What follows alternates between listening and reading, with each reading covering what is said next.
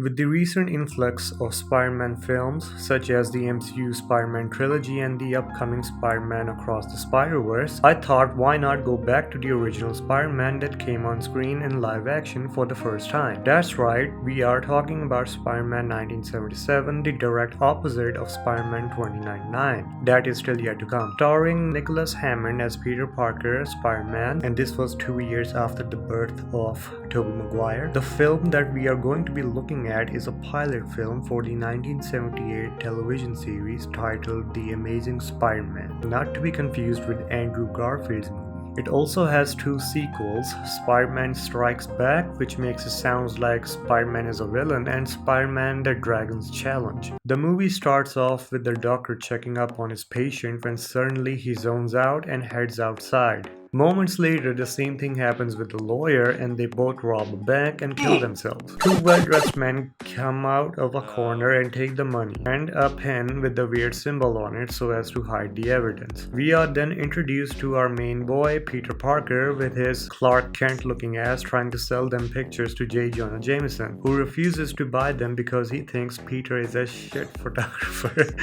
Moments later, they hear the news about the robbery and an unknown terrorist group threatening to make 10 people kill themselves if the mayor does not pay them $50 million. JJ does not want to publish this story as he does not believe in mind control. In contrast to Peter's insistence that it is real, he then gets kicked out. We then jump to Peter working in a lab with Harry Osborn. Wait, that's not him?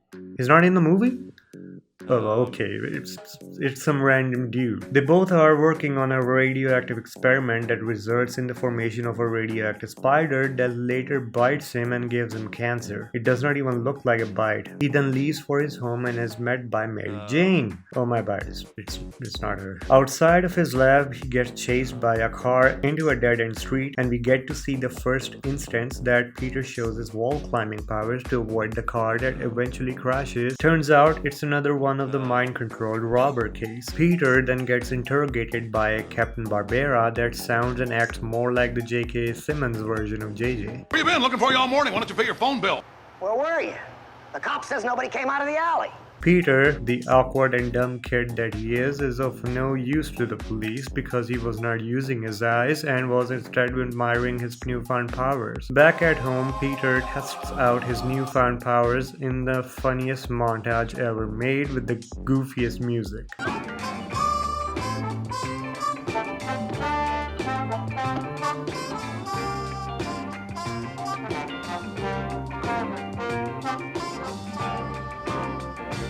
I know it's back in the 70s, but it still got a chuckle out of me. Peter wants to then take things to the next level, so he tests his powers on the streets by climbing a giant building. His Spidey sense triggers, which acts more like a Spidey radar because each time it activates, it makes this weird radio sound. And it not only activates when Peter is in danger, but also when crime is happening near him. Pretty cool. So Peter, being the superhero that he is, stops the thief by yelling at him. Hold it! Hold it! And saves the day. The news reaches the Daily Bugle where people are referring to him as Spider-Man. And JJ tells people to get him pictures of Spider-Man. We then get to see the first ever live action suit of Spider-Man, and it honestly looks great, although it does resemble Ultraman in some aspects. He takes pictures of Spider-Man and takes them to JJ, who is skeptical of them, thinking that they're fake. The conversation is interrupted by a call that tells them of yet another mind-controlled robbery, and JJ tells Peter to get pictures of it. The robber turns out to be Peter's professor, Noah Tyler, and we get to meet Mary Jane. Wait, that's not her? Damn it. It's Judy Tyler, Noah Tyler's daughter. Apparently, none of the characters from the comics are in the movie except for Peter and JJ. Peter and Judy both accompany Noah to the hospital where he is mind-controlled again into committing suicide, but Spider-Man is there to save the day. Judy and Peter spend some time together and she tells him his father joined a group led by Byron, and she wants to go see him to ask about father. They both make their way towards him, and it honestly looks like that Byron is running a cult. Even his introduction is villainous. You have to change it.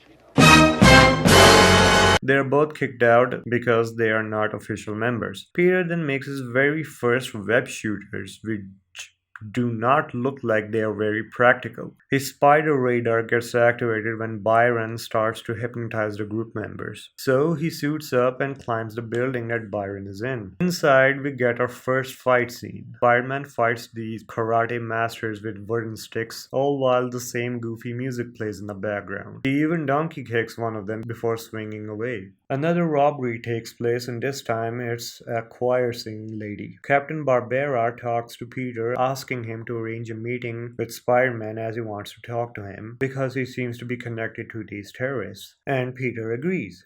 He then warns Judy not to approach Byron on the phone before heading to meet Byron to join his cult. Byron refuses at first, saying that Peter is not ready, but Peter says he is, so Byron says, "Fuck it, you are part of our cult now," and hands over the pin that we see on the victim's clothes. Byron then brainwashes Peter using radio waves, telling him that he has to keep that pin on him at all times, and when he hears the beep sound, he will kill himself. Back home, Peter cannot remember what happened to him, but his spider radar activates again, and he goes to Byron's building again, where he gets jumped by his men again. He tries to swing away, but they use flamethrowers to burn his webs. Man, those are some dollar store webs you got there, Peter. He falls down and gets injured but manages to escape. 3 hours before Byron's deadline, he spies on a play containing the $50 million, but it gets intercepted by the police, so he gets angry and activates the kill yourself protocol.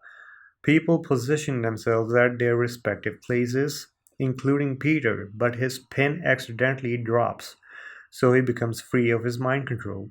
He suits up and makes his way to Byron's building and destroys the antenna that is used to broadcast the signal that malfunctions Byron's machine, and instead he himself gets hypnotized. The henchmen that worked for him also seem to have been mind controlled and are now free, and one of them even helps Spider-Man to open the door. That's nice.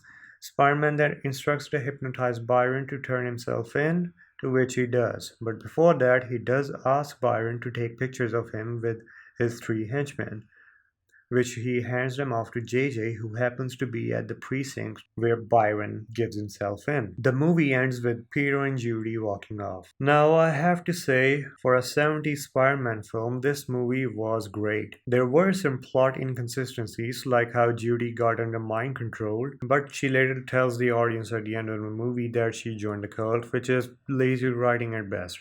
But of course, it is forgivable. This movie perhaps contains the oldest looking Peter Parker to date, but then again, he is studying for his PhD and he's awkward as hell. The only thing different about him is that he's too serious instead of the quippy Peter from the comics and current movies. Well, that's all from me today. I'm gonna go watch the new No Way Home movie now. Goodbye.